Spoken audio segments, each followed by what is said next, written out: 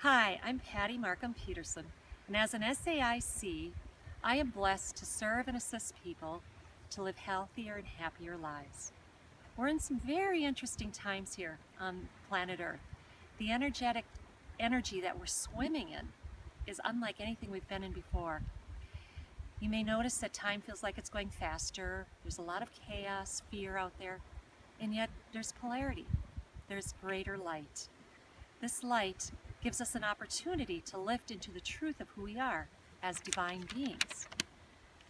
What can also happen during these times is the extra light can flush up our unhealed pieces.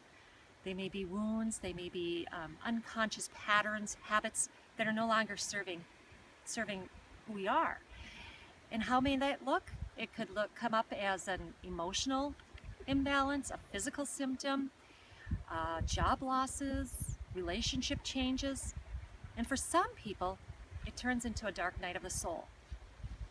If you are one of these that may be experiencing something like that right now, I really want to say, please trust, keep moving forward, and don't give up. There is healing. Things can be very difficult, and many people want to give up. I know suicide rates right now are climbing. They're at a really all-time high.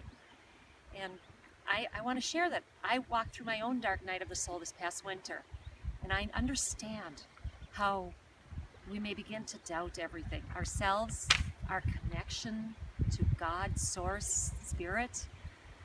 But I made it through, and I know you can. And the truth is, we are never alone. Even through the sadness, the depression, anxiety, and we're feeling very alone, you are connected. You are energy. Everything is energy. And if you can start to take one step, even one small step, we can start to shift the energy within us, and that in turn affects what's outside of us.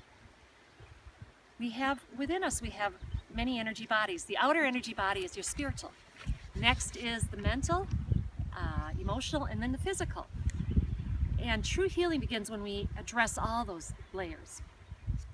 On the spiritual, that's saying, your heart connection. I am more than this physical body. So one beautiful practice is even putting your hand on your heart. Take a deep breath. Try to really connect with that. Another beautiful practice is putting one hand on the heart and one on the head and take a breath. And it helps to sync the two because our minds want to really run the show, mind and ego. And truthfully, it should be the co-pilot or in the back seat. We want the heart, the soul to lead, to guide you. With the soul living, you're connected to people, soul family, those that resonate with you and support you with who you really are, I guess is what I want to say. They don't try to change you. So you need to include people that are supportive around you during your hard times, and of course during your fun times. The practice of meditation, yoga, qigong, just connecting with your breath are all ways to start connecting with the spiritual, the energy body there. Underneath our spiritual energy body is the mental energy body. This is where we hold all of our beliefs. 95% of our beliefs are subconscious, and these are made up of all the events from our lifetime, along with those that we may carry down from our parents or grandparents. Especially if certain things aren't healed, they can get carried on down.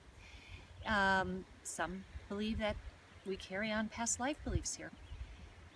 So when we are going through challenges, there's most often some erroneous beliefs that are operating in our life.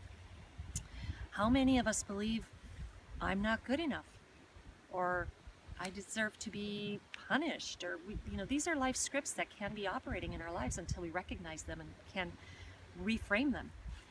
Self-judgments, another one, and these are reflections of fear. They're not the truth. Underneath the mental body, we have our emotional body. And our emotions are very much identifying with the body and with the mind. And to remember when we're really into our emotions is, I'm not my emotions. They're informing me. And it's wonderful we need to acknowledge them, but not to stay swimming in the more negative ones. Our ego is very much tied here too. And that's where it wants to control and start saying, there's something wrong with me if I'm feeling this way. No, it's just an emotion. Just don't stay swimming there. Find ways. There's many different ways.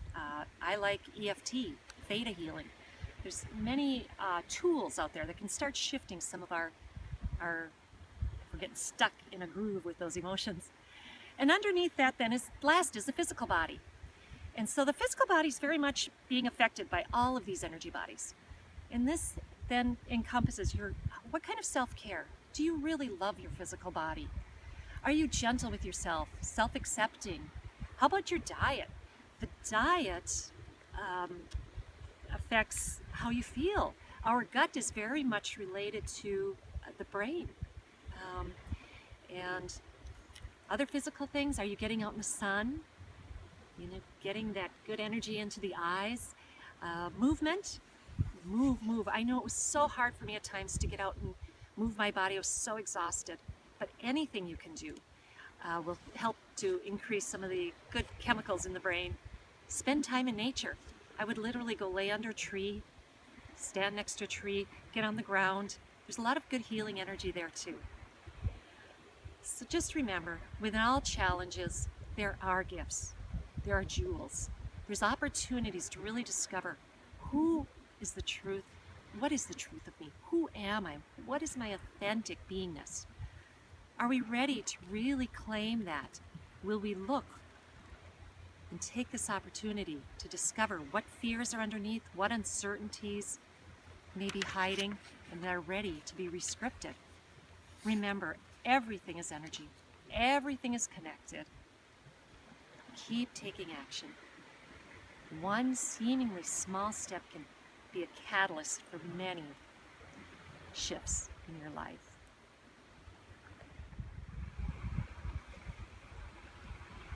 Keep moving forward.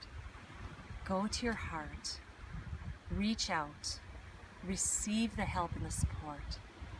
Remember, you are not alone. You are a gift. You do deserve because you are born. You are so loved.